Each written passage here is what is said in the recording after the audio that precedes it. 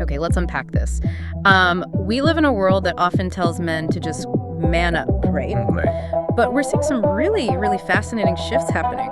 What does strength even mean now? Especially when you think about things like, well, fashion or emotional expression, even skincare. It's interesting, isn't it? The surprising truth, I think, is that masculinity isn't just like evolving slowly. It feels more like a seismic redefinition. Guys, yeah. It's challenging centuries of these ingrained norms. And you see it across different generations and definitely in the public eye. That's a really powerful way to put it. So today, we're diving deep into this stack of sources you sent over articles, research, bits of cultural commentary, all about this evolving landscape of modern masculinity. Our mission, really, is to pull out the most important nuggets. What's changing for men? In media, personal expression, mental well-being. Yeah, the whole picture. Exactly. We'll look at the hidden costs of the old ways, but also the surprising benefits, maybe, of these new approaches. So what does all this actually mean for you listening and maybe the men in your life? Let's find out. Let's do it. Okay, so first up, that phrase, man up, we've all heard it. Oh, yeah. Sounds tough, maybe even motivational to some, but our sources, they reveal it's actually contributing to what they call a hidden battlefield for male mental health. And if we connect that to the bigger picture, this societal pressure, this expectation to suppress emotions, it has really tangible, serious consequences.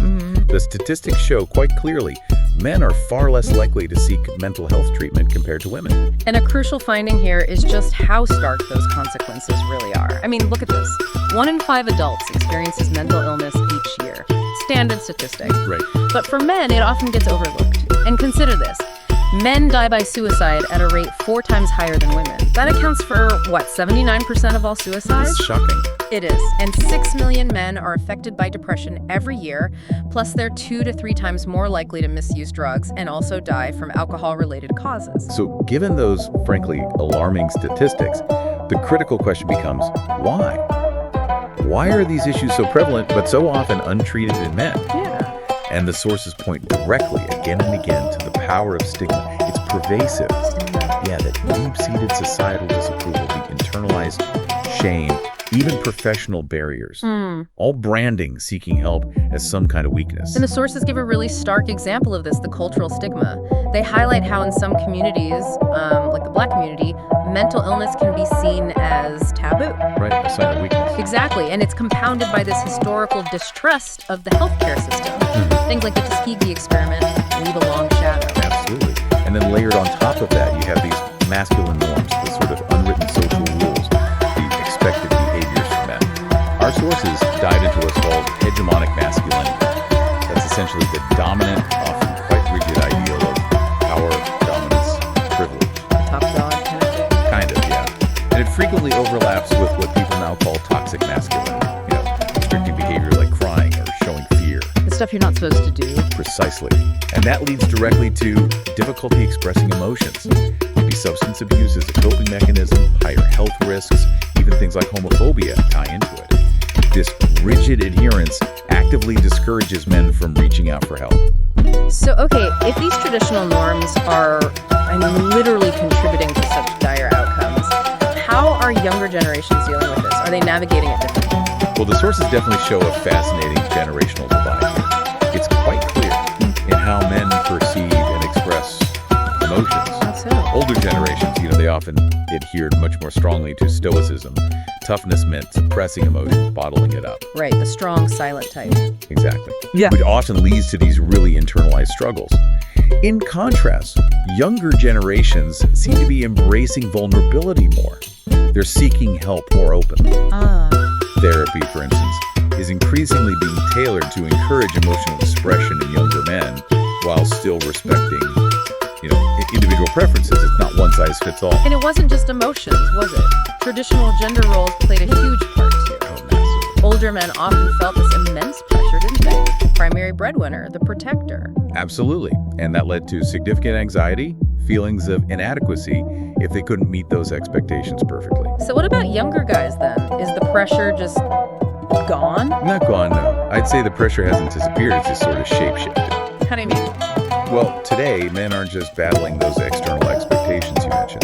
There are internal ones, too, often fueled by, curated online personas, social filters. The Instagram effect. Pretty much. And that forces therapy to adapt, too. For older men, it might be about reevaluating career identity, finding self-worth beyond the job title. For younger men, it might be managing performance anxiety in this digital age. Right. And this generation is navigating much more fluid ideas about gender roles, too, aren't they? They are, which can offer broader opportunities, definitely. But it also comes with its own stress. Sometimes it's framed as choice overload, too many paths, maybe. And communication styles. Yeah. Technology is pushing that, too. Definitely. Older generations might still prefer face-to-face. Finding digital platforms may be a bit challenging for real emotional expression. Yeah, I can see that. Younger generations, though, they're much more accustomed to sharing feelings online, sometimes superficially, perhaps, but the channel is more open. So therapy has to keep evolving then. Constantly. It means helping older men reframe that self-worth beyond just professional achievements, like I said, and assisting younger men with managing performance anxiety, fostering a healthy relationship with self-improvement, not a destructive one. It's all part of this really dynamic shift. It does sound like a lot of pressure, still. But thankfully, our sources also point to something really positive emerging from all this. A counter movement, the rise of soft masculinity. Yes. And what's compelling here, I think, is that soft masculinity isn't about making men less manly, whatever that even means anymore. Right, it's not about subtraction. No, it's about expanding the definition. It's balancing strength with sensitivity, confidence with kindness, ambition with emotional depth. It's making the modern gentleman, perhaps, a comeback worth celebrating. I like that, modern gentleman. So, think about it. The sources say this guy is self-aware, he's emotionally intelligent, and confident enough to accept traits that maybe before were seen as soft or weak. He listens, communicates openly, respects boundaries. That's actually what's seen as attractive now, according to some of this commentary. And that shift directly leads to the rise of more emotionally intelligent men. Guys who prioritize their mental health, who embrace therapy, understanding that vulnerability isn't weakness, it's actually a strength. Yeah.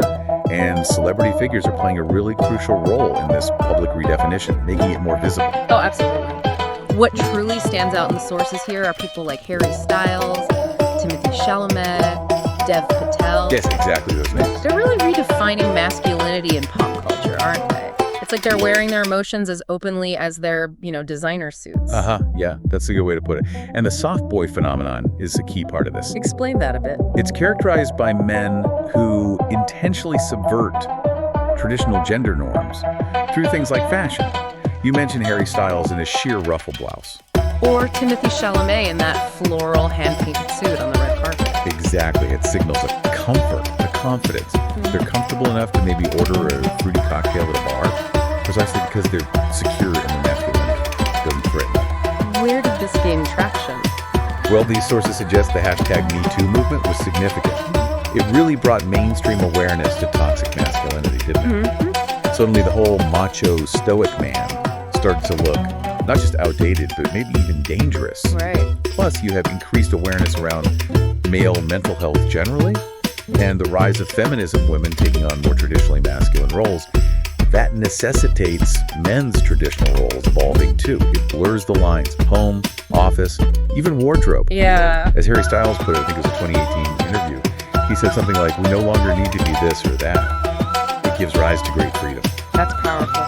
But, okay, this redefining of strength, it isn't just about emotional courage, is it? The sources show it's showing up in really practical, personal ways, too. Like, there's this booming interest in men's